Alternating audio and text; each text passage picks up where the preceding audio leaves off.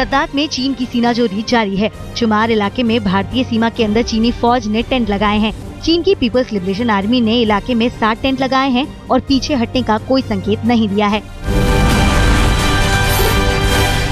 भारतीय सेना की चेतावनी के बावजूद चीनी फौज ने टेंट लगाए हैं। चीन के करीब 100 सैनिक वहां मौजूद हैं। भारत की रणनीति से अहम पॉइंट TSR पोस्ट पर चीनी सैनिक जुटे हैं। टेंट लगाकर उन्होंने वहां डेरा डाल रखा है। रविवार को गाड़ियों में सवार होकर सभी चीनी सैनिक आए थे। भारतीय सेना की चेतावनी का उन पर कोई असर नहीं हो रहा।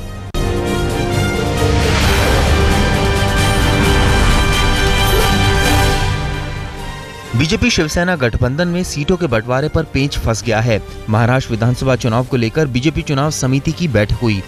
बैठक में प्रधानमंत्री नरेंद्र मोदी समेत पार्टी अध्यक्ष अमित शाह के साथ राजनाथ सिंह, सुषमा स्वराज और अनंत कुमार शामिल थे। इसमें बीजेपी ने शिवसेना से गठबंधन बचाने पर जोर दिया। वहीं सूत्रों के हवाले से खबर आ रही है कि बीजेपी ने 120 सीटों के लिए उम्मीदवारों के नाम पर मोहर लगा दी। शिवसेना ने बीजेपी को 151, 119 और 18 सीटों का फॉर्मूला दिया। शिवसेना अध्यक्ष उद्धव ठाकरे ने साफ कहा कि 151 सीट से कम पर चुनाव लड़ने का सवाल ही नहीं है। उद्धव ठाकरे ने महाराष्ट्र के जिला प्रतिनिधियों के साथ भी बैठक की। इसमें महाराष्ट्र के सभी 288 सीटों पर चर्चा हुई। उद्धव ठाकरे ने जिला प्रमुखों को गठबंधन न होने के हालात में भी चुनाव के लिए तैयार रहने को कहा है।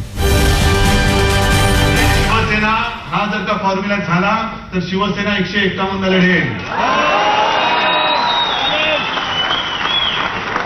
18 जागा या शिवसेनेच्या गेल्यानंतर, कोट्यातनं गेल्यानंतर भाजप एकही जागा कमी होत नाही याची जबाबदारी माझी। 119 भाजपला मी देतो, मी घाटापत करतो, मी 18 जागा सोडतो।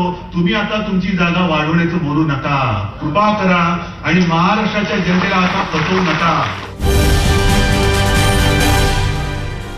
शिवसेना के 151, 119 सीटों के फॉर्मूले को बीजेपी ने खारिज कर दिया है।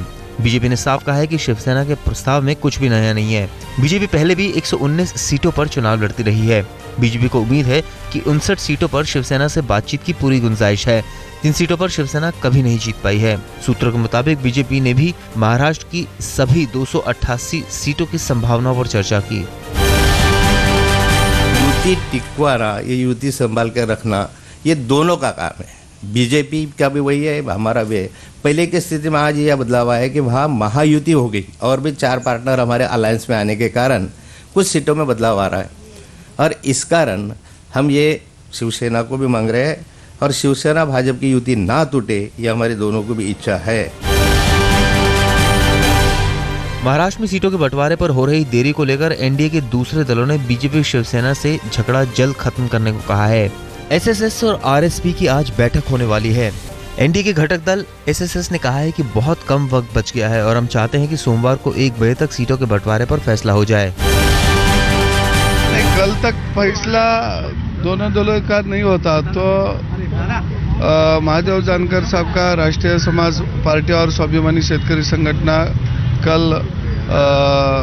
1 बजे हम बैठेंगे और जो निर्णय लेना है वो कल हम 1 बजे लेंगे। वो निर्णय लेना हमें जरूरी है।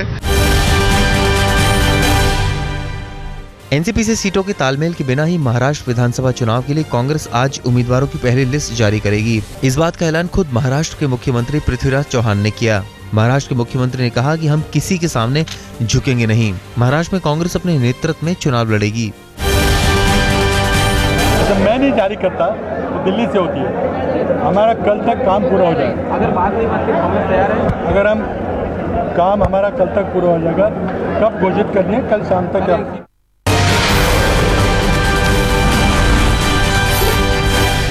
महाराष्ट्र विधानसभा चुनावों में सीटों के बंटवारे पर आज एनसीपी कोर कमेटी की बैठक है। एनसीपी कोर कमेटी की बैठक में सीटों के बंटवारे पर फैसला लिया जाना है। एनसीपी कांग्रेस से 144 सीटों पर चुनाव लड़ने की मांग पर अड़ी है। एनसीपी कोर कमेटी की बैठक आज 3:30 बजे से शुरू होगी। सुप्रीम कोर्ट में आज एक बार फिर प्रशांत भूषण से साक्ष्य छुपाने के मामले की सुनवाई होगी।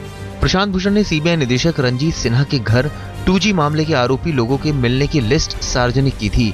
सुप्रीम कोर्ट ने प्रशांत भूषण से विसल ब्लोअर का नाम पूछा था, जिसके जवाब में प्रशांत भूषण ने विसल ब्लोअर का नाम नहीं बताने की बात कही थी।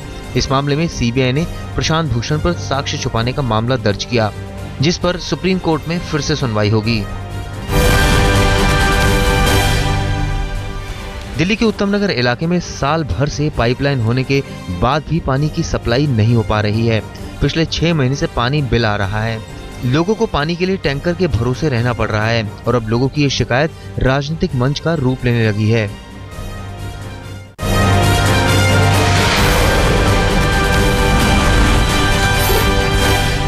दक्षिण पश्चिमी दिल्ली के मटियाला विधानसभा इलाके में आम आदमी पार्टी ने दिल्ली में दोबारा चुनाव कराने को लेकर रैली की।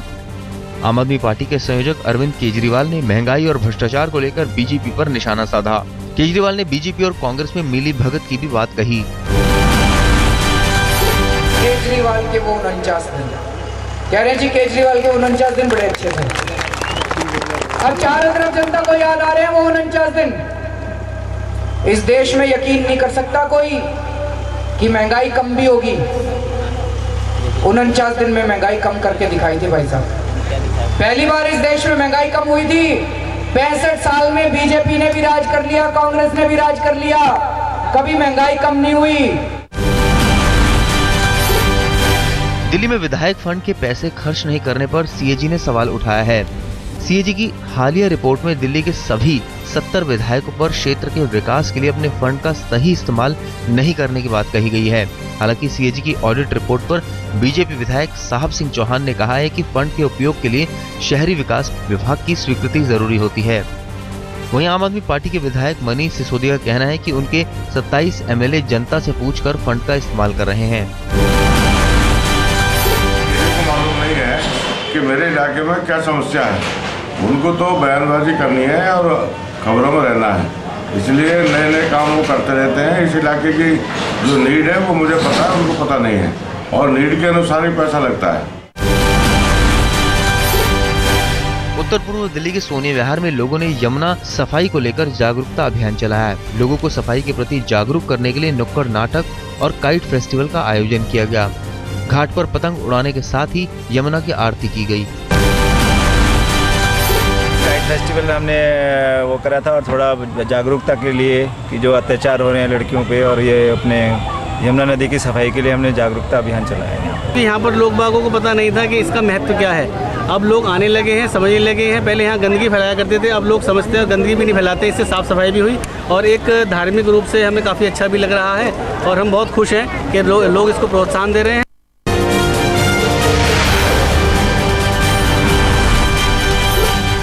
दिल्ली के द्वारका कोर्ट में आज 2010 के कुख्यात धौलाकुआं रेप में फैसला सुनाया जाएगा।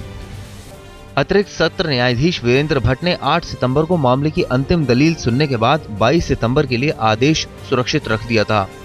दक्षिण दिल्ली के धौलाकुआं इलाके में 5 लोगों ने कॉल सेंटर में काम करने वाली 30 साल की युवती का अपहरण कर सामूहिक दुष्कर्म किया था। 24 नवंबर 2010 को नॉर्थ ईस्ट की रहने वाली युवती को 5 लोगों ने उस वक्त अपहरण कर लिया था जब वो शिफ्ट खत्म करने के बाद अपने एक मित्र के साथ घर लौट रही थी। अपहरणकर्ता युवती को धौलाकुआं से मंगोलपुरी इलाके में ले गए थे और उसके बाद सभी ने उसके साथ दुष्कर्म किया था। दुष्कर्म के बाद पीड़ित को सुनसान सड़क पर छोड़कर आरोपी फरार हो गए थे। धौलाकुआं रेप मामले में पुलिस ने घटना के करीब 8 दिन बाद हरियाणा के मेवात से 2 लोगों को गिरफ्तार किया। 2 दिन बाद पीड़िता से तिहाड़ जेल में बंद शमशाद और उस्मान की पहचान कराई गई। 4 दिसंबर 2010 को पुलिस ने तीसरे आरोपी इकबाल को भी गिरफ्तार कर लिया। वहीं चौथा आरोपी शाहिद ने फरीदाबाद पुलिस के सामने सरेंडर किया। 5वें आरोपी कमरुद्दीन को भी पुलिस ने हरियाणा से पकड़ा। इस मामले में अंतिम बहस 2 जून 2014 को खत्म हो गई थी।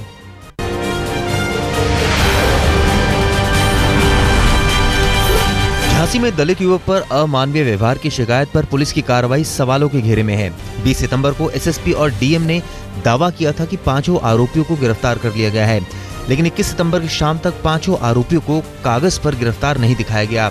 मामला झांसी के रक्सा थाने के खेरा गांव का है, जहां गांव के ही कुछ लोगों ने दलित युवक के साथ मारपीट और अमानवीय व्यवहार किया था। कानपुर देहात की एक पंचायत ने लड़कियों को स्कूल नहीं भेजने का फैसला किया है। दरअसल लोगों की शिकायत है कि स्कूल जाते वक्त लड़कियों से छेड़छाड़ होती है। शिकायत के बाद भी पुलिस लड़कियों से छेड़छाड़ करने वालों को नहीं पकड़ती। ग्रेटर नोएडा के कासना कोतवाली के सिटी पार्क में रविवार को महिला शक्ति सामाजिक समिति की महिलाओं ने प्रेमी जोड़ों के खिलाफ अभियान चलाया। पार्क में अश्लील हरकतें रोकने के लिए समिति की महिलाओं ने कई जोड़ों को पकड़ा। महिला शक्ति के कार्यकर्ताओं ने कुछ को तो हिदायत देकर छोड़ दिया, वहीं एक प्रेमी जोड़ी से मारपीट भी की गई। नोएडा के सेक्टर 49 में एटीएम लूटने की कोशिश कर रहे 2 लोगों को रंगे हाथ गिरफ्तार किया गया है। दोनों आरोपी state bank of Bikaner and Jaipur का एटीएम लूटने की कोशिश कर रहे थे। एटीएम में करीब 20 लाख रुपए भरे हुए थे। लूट के प्रयास की घटना की वीडियो सीसीटीवी में कैद हो गई। इस घटना से पहले भी दोनों आरोपी अलग अलग एटीएम पर लूट का प्रयास कर चुके थे। दिल्ली के कापासेड़ा से अपहृत बच्चा फर्रुखाबाद के मदनपुर गांव से बरामद हुआ। बच्चे को कापासेड़ा में कबाड़ी का काम करने वाले आरोपी शख्स कुबेर ने अगवा किया था। अगवा करने के बाद आरोपी उसे फर्रुखाबाद ले गया था। कुबेर बच्चे को एक मंदिर के पुजारी के जरिए बेचना चाहता था, लेकिन पुजारी ने पुलिस को इस बात की इत्तला कर दी। पुलिस ने आरोपी कुबेर को गिरफ्तार कर लिया है। उसके पास से पुलिस को एक तमंचा भी मिला है।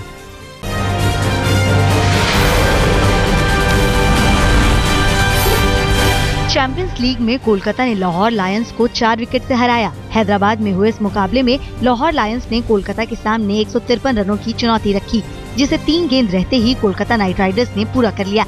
कोलकाता की जीत में हीरो रहे कप्तान गौतम गंभीर ने 47 गेंद पर 60 रन बनाए।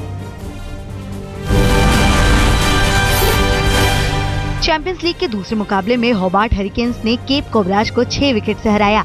होबार्ट हरिकेन्स की ओर से एडन बिल्जार्ड ने तूफानी पारी खेली। बिल्जार्ड ने 48 गेंद पर 5 छक्के और 4 चौकों की मदद से 78 रन बनाए।